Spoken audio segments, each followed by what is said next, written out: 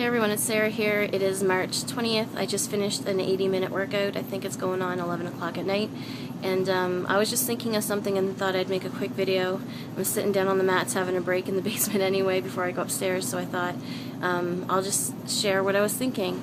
And I guess what was really coming to my mind tonight as I enter this new leg of my own journey, and I'm really pushing for new levels to get back into marathon training shape and actually to surpass that, adding in the weights and adding in different intensities. Since I've had the baby, I have been doing cardio. I wasn't doing it as regular as I wanted, and now I'm really dedicated, since he's weaned, just to get into this, accept this new season that I'm in, and not only accept it but to rock it, and to make sure that I'm always reaching for new goals. And so in doing that, this is where I am now. I am reaching to be in the best shape that I can be in, and wherever that leads me, wonderful. I don't have a number in mind. I don't have a waist size in mind. All I have in mind is being my best me that I can be. And as I was lifting weights tonight, I was really pushing. And the thing is, when you're by yourself, you have no one to answer to except for yourself. So you can easily tell yourself, you've done fine tonight, just leave it and, try again tomorrow. But it's where the dedication comes in, where you are accountable to yourself and you want to push to reach those next levels, so you push yourself to do it. And as it was hurting, and it was hurting, and it hurts, but it's kind of like this good hurt that when you get through it, you kind of are standing on the other side saying, that's so amazing, I'm so proud of myself, I did that. And you get this really high off of it, really, that you're capable. And I guess that's what I wanted to talk about tonight, is why is it worth it? I remember clearly and so well being in the 300-pound range and being smart.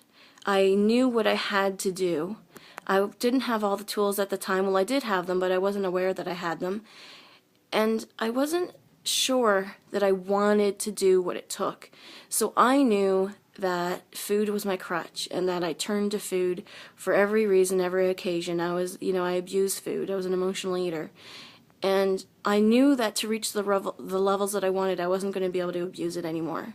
And so I would start on a journey for a few days, work really hard. Something would come up that would make me want to eat, and then immediately I would say, it's not worth it.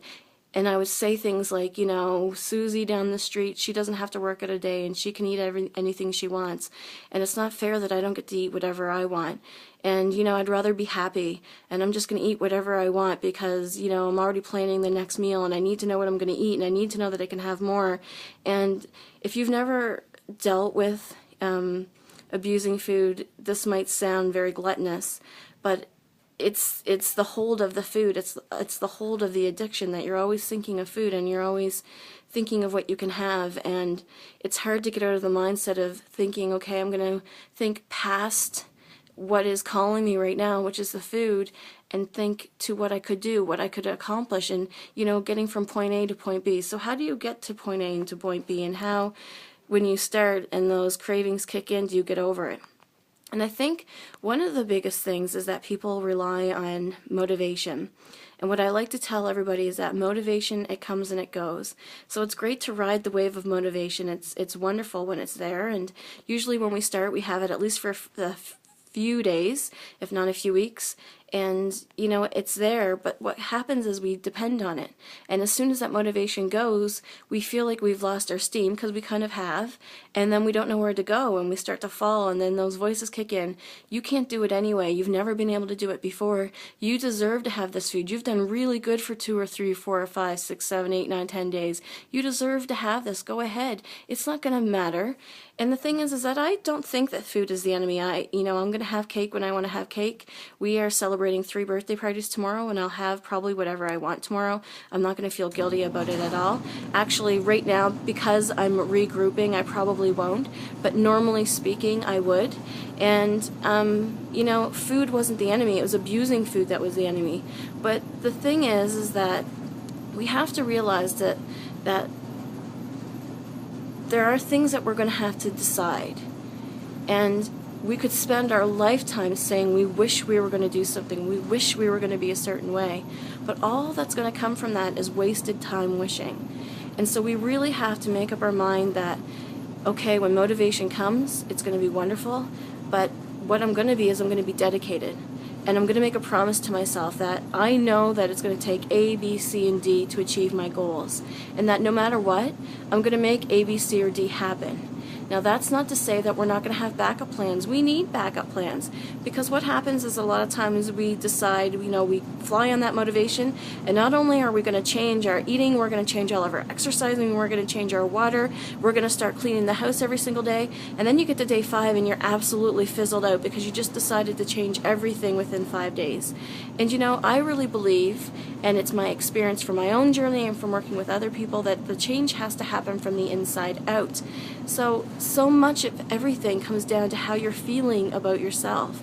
If you feel like you need that food and you can't rely on yourself, then you're gonna reach for that food. But if you can convince yourself, talk to yourself like a friend, always flipping, always thinking about those goals, always knowing what it's going to take to reach them, and always talking to yourself, reminding yourself that you're able, you're capable. If you're going to say to yourself, you can't, you need those foods, you're going to lose, or you're going to fail, that is what you're going to believe. You're going to believe what you tell yourself. But if you say to yourself, no, my past does not dictate my future. I dictate my future. What I do now in this moment is what's going to dictate my future. And I don't have to fail. I can succeed if I just stay strong and make the right decisions in the now. That doesn't mean we're not going to fall down. We all fall down. We all trip up. We all have little backslides. But it's not really falling down if you never stay down. As long as you keep moving forward, then you've never really fallen down. It's okay. Sometimes people will feel bad because they maybe even fell off track for a month and they find it embarrassing, or they think that that means that they failed. You only fail if you stay down. As long as you get back up, as soon as you realize that you can, and keep moving along, then you're winning. It might take you a while to reach the goals that you want to reach, and that's okay too. Just remember to give the process, or to give the process of change the time that it needs.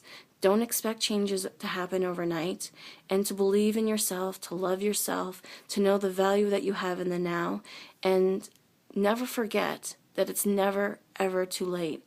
It doesn't matter if you fell down 101 times. It doesn't matter if food is controlling your mind so you can't even think about anything else. It's hard. It will take a lot of dedication. It will take a lot of determination. It will take a lot of self-belief. It will take a lot of self-love. But you can do it. I know you can do it.